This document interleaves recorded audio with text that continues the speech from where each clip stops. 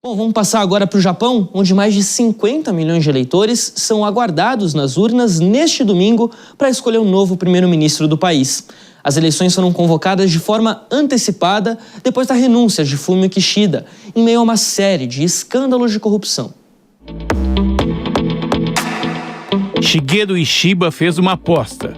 Dias após ser nomeado líder do Partido Liberal Democrático e assumir o cargo de primeiro-ministro no começo do mês, o novo chefe de governo do Japão decidiu antecipar as eleições gerais no país para 27 de outubro. E a aposta parece ser arriscada. Considerado o partido mais tradicional do país, o PLD de direita pode acabar perdendo assentos no parlamento.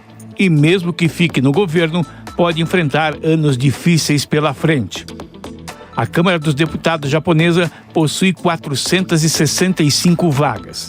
Segundo as pesquisas, os liberais democratas correm o risco de ficar sem 50 das atuais 247, precisando de ajuda para formar um governo de coalizão.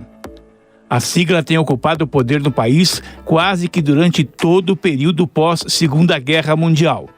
Mas a popularidade teve uma queda histórica e chegou ao menor nível neste ano, com aprovação de apenas 25,5% dos eleitores. Por outro lado, o Partido Constitucional Democrático de centro-esquerda pode passar de 98 para 140 assentos e incomodar os rivais políticos.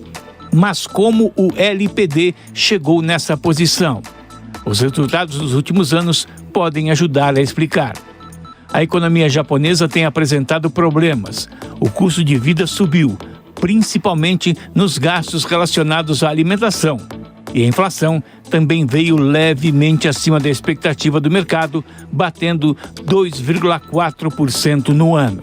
Durante a semana, o Fundo Monetário Internacional, o FMI, reduziu a expectativa de crescimento do país. Em 2023, o PIB aumentou 1,7%, mas para 2024, a projeção é de 1,1%. Em resposta, Shigeru Ishiba abriu a carteira e pediu aos ministros um novo pacote econômico que ajude as famílias japonesas. Na campanha, o candidato fala em auxiliar os lares mais pobres e revitalizar regiões do país atingidas pela crise demográfica. Já a oposição também fala em aumentar os gastos públicos, incluindo acesso gratuito ao ensino superior. Para o professor de Relações Internacionais da ESPM, Alexandre Uehara, o próximo premier precisará encontrar uma fórmula de atender a população e controlar a alta dívida pública do país. O problema é que agora, nós temos mais de 200%, 250% do PIB japonês em termos de dívida governamental, dívida pública.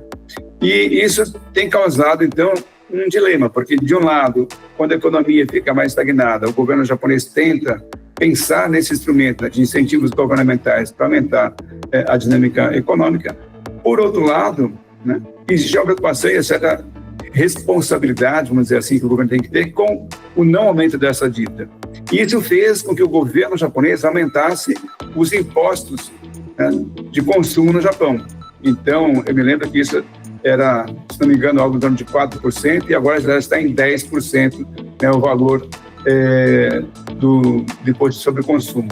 E isso também causa uma insatisfação para a população, porque a economia não cresce, o salário não sobe, agora tem inflação e ainda impostos maiores sobre o consumo. Então, isso vai tirando o poder de compra do consumidor, do cidadão japonês, que também gera insatisfação.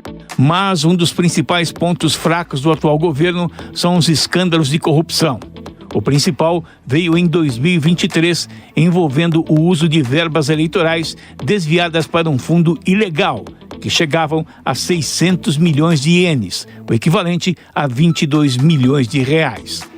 O caso colocou a credibilidade do partido em xeque e fez nomes fortes da legenda renunciarem aos cargos. O mais importante foi o próprio ex-primeiro-ministro Fumio Kishida, que não resistiu à pressão. A campanha de Shiba também busca a reforma da defesa do Japão. O atual premier já foi ministro da pasta e defende a criação de uma aliança militar regional inspirada na OTAN, além de recuperar o protagonismo e voltar a fazer frente comercialmente à China. Quando a gente olha da perspectiva de posição relativa das economias no mundo, o Japão, de fato, perdeu presença. Né? Isso é inegável. E não só perdeu uma presença relativa, passou de segunda para a quarta economia do mundo agora, mas a distância que existe entre o Japão e a China não é apenas perder a posição, o Japão ficou muito para trás. Né? Então, hoje, enquanto a economia chinesa já está caminhando lá para próximo de 19 trilhões de dólares, a economia japonesa decresceu em termos de PIB em dólares, né? Passou de 5, mas já falando, quase 6 para 4 trilhões de dólares. Então, assim, a economia chinesa, de fato, não só passou a economia japonesa, mas avançou bastante. E outro fator que é importante está relacionado à competitividade e os investimentos em tecnologia. A gente percebe que a China tem investido bastante, então, também nesse aspecto, o Japão, lá nos anos 80, o Japão era protagonista e quase que um líder isolado, né? Você não tinha outros países na região que tivessem economias tão competitivas. Você tinha a Coreia que estava chegando, Taiwan, Singapura, mas agora você tem uma economia grande como a China, que já é maior e que tem capacidade de investimento, também em tecnologias e novos elementos tecnológicos, que coloca maior dificuldade para o Japão. Recuperar o prestígio japonês será uma tarefa árdua para o próximo primeiro-ministro. Mas na Terra do Sol nascente, a esperança é de que os ventos passem a soprar a favor o quanto antes. O Ministério das Relações Exteriores da Coreia do Sul convocou nesta semana o embaixador russo em Seul para protestar contra o envio de tropas norte-coreanas para a Rússia. A movimentação foi confirmada pela OTAN e pelos Estados Unidos. Grieco Holtz. O vice-ministro das Relações Exteriores da Coreia do Norte, Kim Hong-kyun, disse estar muito preocupado com o envio de tropas norte-coreanas à Rússia. Em comunicado, o vice-ministro pediu a retirada imediata e o fim desse tipo de cooperação militar. Já o presidente da Ucrânia, Volodymyr Zelensky, acusou as autoridades de Pyongyang de se prepararem para enviar 10 mil soldados à Rússia e pediu uma reação imediata dos países que já reconheceram o envolvimento da Coreia do Norte com o conflito. A Coreia do Sul e os Estados Unidos afirmaram há meses que o líder norte-coreano Kim Jong-un é o responsável pelo envio de armas à Rússia. O governo sul-coreano convocou o embaixador russo em Seul para denunciar o apoio das tropas da Coreia do Norte a Moscou.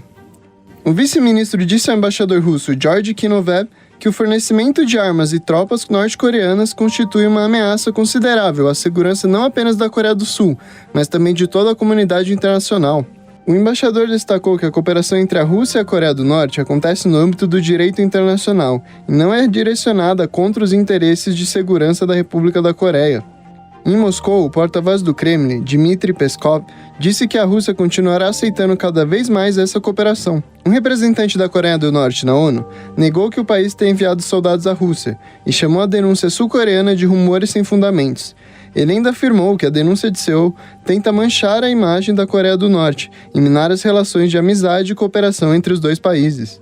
De acordo com as denúncias, cerca de 3 mil soldados das Forças Especiais norte-coreanas já estariam na Rússia e de prontidão para serem transferidas para a frente de batalha. As relações entre as Coreias pioraram nos últimos meses e a Coreia do Norte, que possui armamento nuclear, se aproximou da Rússia, sua aliada desde a fundação. O presidente russo Vladimir Putin fez uma visita inesperada a Pyongyang em junho, quando os dois países assinaram um tratado de defesa mútua, mas não divulgaram detalhes do acordo. Enquanto isso, o presidente dos Estados Unidos, Joe Biden, e os líderes aliados de Alemanha, França e Reino Unido confirmaram que estão determinados em seguir apoiando a Ucrânia e condenar a Rússia por continuar a guerra. Kiev teme uma vitória do candidato republicano Donald Trump nas eleições americanas, o que poderia significar uma redução da ajuda militar dos Estados Unidos à Ucrânia. Até o momento, nenhuma das exigências feitas pelo presidente ucraniano Volodymyr Zelensky em seu plano para a vitória obteve apoio unânime dos aliados. O plano foi apresentado à União Europeia e à OTAN. O secretário de Defesa dos Estados Unidos, Lloyd Austin, confirmou que tem provas de que há tropas da Coreia do Norte treinando na Rússia, mas ainda não sabe qual o objetivo das tropas norte-coreanas na região. Austin disse ainda que isso pode ser uma indicação de que o presidente Vladimir Putin pode estar com mais problemas do que a maioria das pessoas imagina. O presidente da Ucrânia, Volodymyr Zelensky, falou sobre o envolvimento da Coreia do Norte na guerra e passou informações sobre a preparação de 2 novas brigadas, com cerca de 6 mil soldados cada uma. Zelensky afirma ser uma situação difícil, mas que estão prontos para responder aos ataques. O presidente cobrou dos aliados atenção ao que está acontecendo e que não fechem os olhos para esse apoio da Coreia do Norte. O presidente da China, Xi Jinping, falou sobre a situação aos líderes do BRICS. A crise na Ucrânia se arrasta. Devemos aderir aos 3 princípios de sem repercussões no campo de batalha, sem escalada de combates e sem adicionar óleo ao fogo pelas partes relevantes, de modo a aliviar a situação o mais rapidamente possível. A Coreia do Norte anteriormente negou o envio de forças para a Rússia, enquanto Moscou se nega a confirmar ou negar o relato de soldados norte-coreanos enviados para lutar na Ucrânia, mas defendeu a cooperação militar com Pyongyang. Os Estados Unidos disseram que as tropas norte-coreanas serão alvos legítimos se combaterem na Ucrânia. A gente conversou sobre esse assunto com o coordenador do Grupo de Análise de Estratégia Internacional da Universidade de São Paulo, Alberto Pfeiffer. Ele falou sobre a possibilidade de expansão no conflito no leste europeu. Vamos conferir. Se a Rússia utilizar qualquer tipo de tropa sua ou de aliado no seu território, ela não infringirá qualquer ordenamento jurídico internacional. Então não deixa de ser um expediente inteligente, esperto, utilizar a tropa de terceiros países no seu próprio território. Até aí, não haveria nenhum problema. Com isso, ela economizaria tropas russas, nacionais russos, para serem empregadas no fronte ucraniano, em território hoje da Ucrânia. Se as tropas norte-coreanas participarem de embates no solo ucraniano, isso configurará uma declaração de guerra da Coreia do Norte à Ucrânia e expandirá, escalará o conflito para outra dimensão. Porque aí não se trata da alegação de reivindicação territorial russa em relação à Ucrânia, não. Mas seria uma guerra, uma agressão de tropas de um terceiro país em relação a um dos envolvidos nesse combate. E isso, claro, poderia redundar em severas retaliações à Coreia do Norte, à própria Rússia, e no uso de tropas de outros países do lado ucraniano, de qualquer lado. Então aí a gente configuraria um conflito multilateral, né? Então seria outra dimensão. Então eu repito, se for para usar na Rússia, não teria problema do ponto de vista do ordenamento do combate, da guerra. Se for para usar na Ucrânia, o problema é seríssimo.